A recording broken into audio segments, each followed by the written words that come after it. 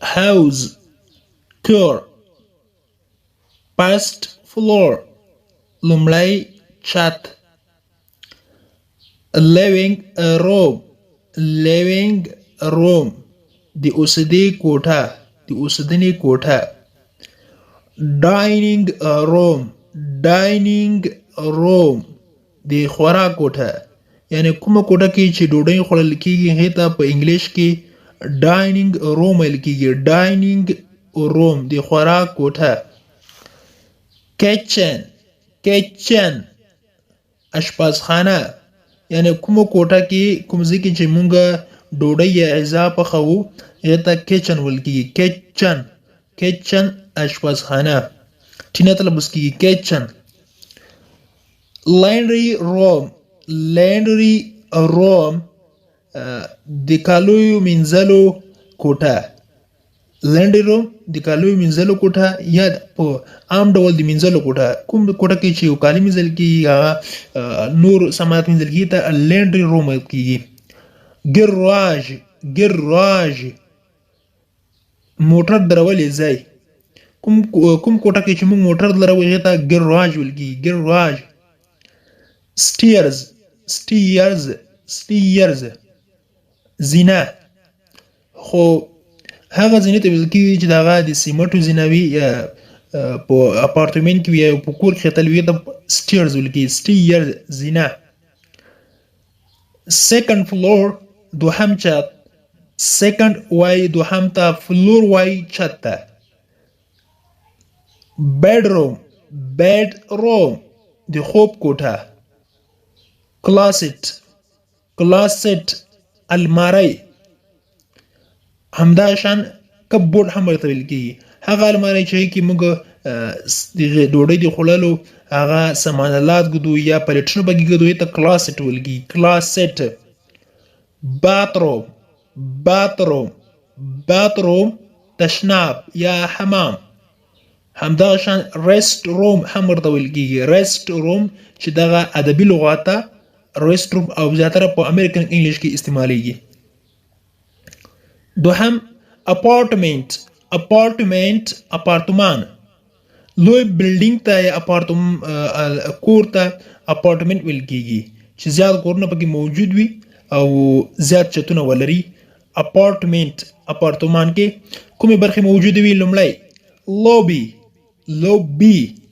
انتظار خانه یا هغه د هلې چې موږ کې انتظار ورته کوو چاته په اپارتمان کې موجود وي هغې ته لوبي ویل کېږي انتظار خونه سیکنډ الیویټر برقي زینه هغه زینه چې هغه په اپارتمنټ کې وي یا بلډینګ کې وي برقي زینه وي د برقو څخه کار کوي هغې ته الیویټر ویل کېږي همداشان لیفټ هم ورته ویل کېږي لیفټ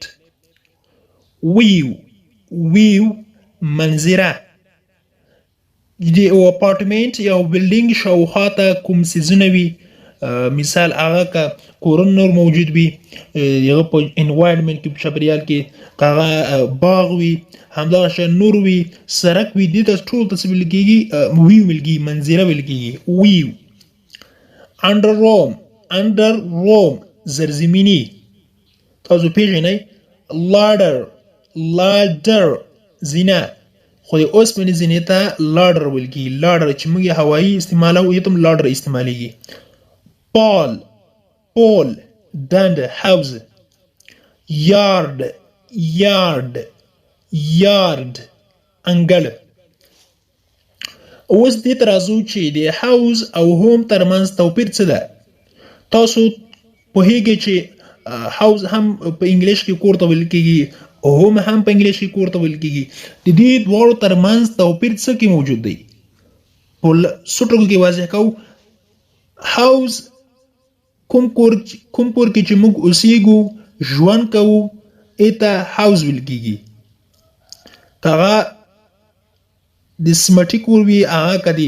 خاورو څخه جوړ شوی وي هغه د لرګیو څخه جوړ شوی دې ته حوض ویل کېږي چې فزیکل هغه ته څنګه وي فزیکل موجود وي حوض ورته ویلی شو دوهم هوم هغه کور ته ویل کېږي چیرته چې موږ اوسېږو هغې ته موږ هوم ویل کېږي هغه زموږ کور ده په کوم ځای کې چې موږ اوسېږو هغه تصول کېږي هوم ویل کېږي. هغه موږ فزیکل موجود دی که نه موجود هغې ته هوم ویلی شو. مثال موږ صحرا کې ژوند کوو، په دښته کې ژوند کوو، ځنګل کې ژوند کوو. اوس کوم ځای کې چې موږ ژوند کوو هغې ته هوم ویل کېږي. او یو شی چې د فزیکل باید څنګه وي هغه موجود نه وي. یعنې لنډ به وایو چې په عام ډول